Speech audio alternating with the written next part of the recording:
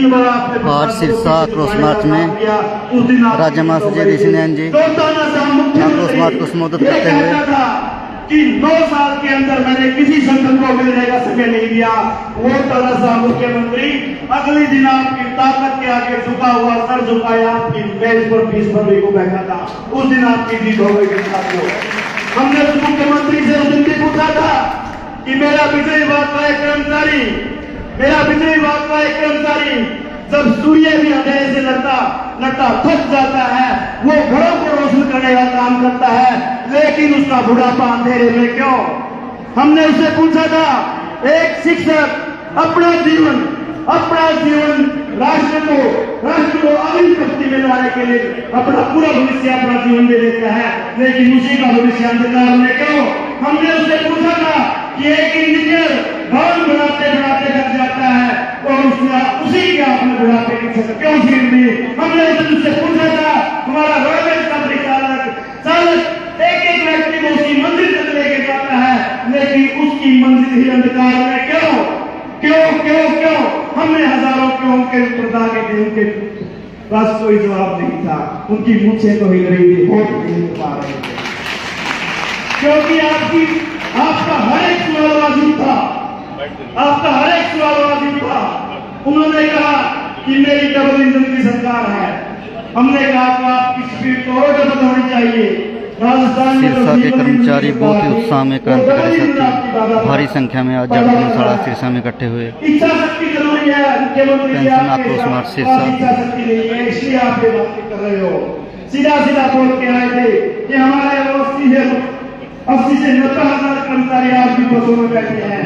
हम तो आपकी यह सुन ले रहे हैं कि आप पुरानी पेंशन बहाल करना चाहते हो या नहीं। उन्होंने कहा मैं कमेटी का गठन कर रहा हूँ, का मामला है। हमने कहा हम किसी चीज से नहीं भागेंगे, हम हर चीज के लिए तैयार हैं, हम आपके हर मुद्दे के हर बात आपके सामने रखने के लिए तैयार हैं। उन्होंने एक कमेटी का गठन किया। हमने उस कमेटी के सामने 206 पेजों की एक पूरी किताब उनके सामने रखी। एक पेज चिल्ला के ये गवाही दे रहा था कि एनपीएस केवल कर्मचारी के लिए नुकसानदायक नहीं, बल्कि हरियाणा सरकार के लिए नुकसानदायक है। और उन अधिकारियों ने माना भी था कि आपकी बात वाजिब है, लेकिन हम यहाँ बैठा जरूर दिए गए हैं, हमारे हाथ में कलम नहीं है। वो चाहते थे एक मीटिंग और उनके साथ हो। हम उसी दिन ये कह करा रहे थे कि आपके सामने हमने जो प्रस्तुत करना था वो रख दिया है। वो चाहते थे कि 31 मार्च को मीटिंग हो। हमने उनको कहा कि आपने भी परीक्षण किया, हमने भी परीक्षण किया है। 31 मार्च परीक्षा का दिन नहीं होता, परिणाम का दिन होता है। 31 मार्च तक आप पुरानी पेंशन बहाल कीजिए, नहीं तो वही मैदान और वही घोड़े दोबारा से तोड़ने के लिए तैयार बैठे हैं। उनकी ओर से आप कोई सकारात्मक कदम आगे नहीं बढ़ाया गया। फिर आपने आक्रोश मार्च निकाला अप्रैल में, उसके बाद जून में आपने सबसे ऐतिहासिक आंदोलन करने का काम किया। आज आपका आंदोलन बड़ा क्यों है? क्योंकि ये सामने बैठे आपके सब, ये यहाँ पर कोई पदाधिकारी नहीं है, कोई पदाधिकारी नहीं है, इसलिए आप आंदोलन बड़ा है। अगर हम चाहते गुरु नानक चौधरी से साइकिल यात्रा शुरू की थी, वहां से प्रधान जी हरी झंडी लेते और अगली जगह रेवाड़ी साहब स्टेज पर बैठ जाते, भाषण देते, फिर अगली जगह स्टेज पर पहुंच जाते। लेकिन मैंने कहा कि यहाँ कोई पदाधिकारी नहीं है, सब जिम्मेवार है। हमारे प्रधान जी नानक चौधरी से साइकिल पर बैठे थे और साथ में 1411 किलोमीटर में 1 भी किलोमीटर इन्होंने रेस्ट नहीं किया साइकिल पर पूरा जाकर। इसलिए आपका आंदोलन बड़ा है, इसलिए आपका आंदोलन बड़ा है। सबसे पेंशनवादी संघर्ष समिति ने इस आंदोलन को आगाज किया है, कभी सड़कों को सुना नहीं रहने दिया, क्योंकि आप सब जानते हो जब सड़कें सुनी हो जाती है तो संसद आवारा हो जाती है। हमने संसद को आवारा नहीं होने दिया। जब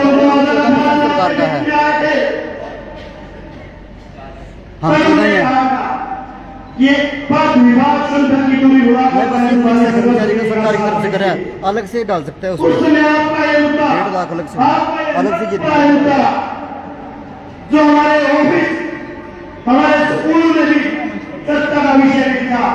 आप सबने जो नारा दिया उसमें फूल चढ़ाकर पेंशनवादी संघर्ष समिति का साथ दिया।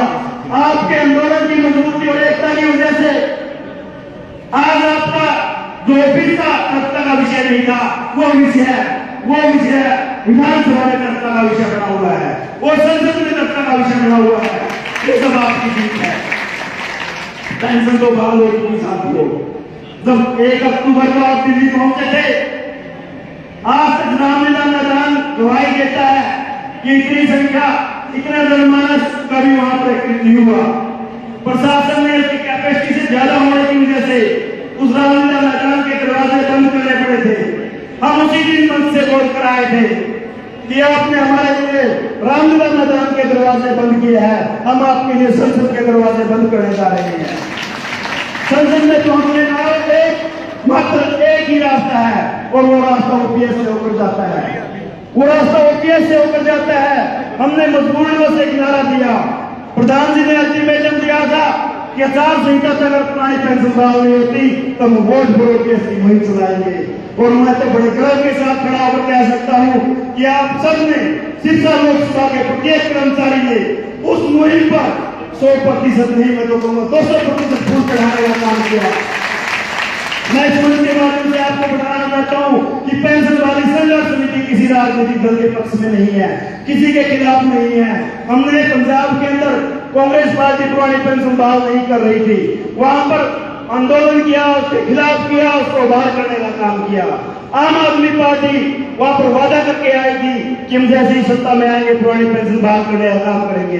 वो निर्मल रवैया अपनाए हुए आज हमारा आंदोलन उसके खिलाफ है। हिमाचल में बीजेपी सरकार पुरानी पेंशन बहाल नहीं कर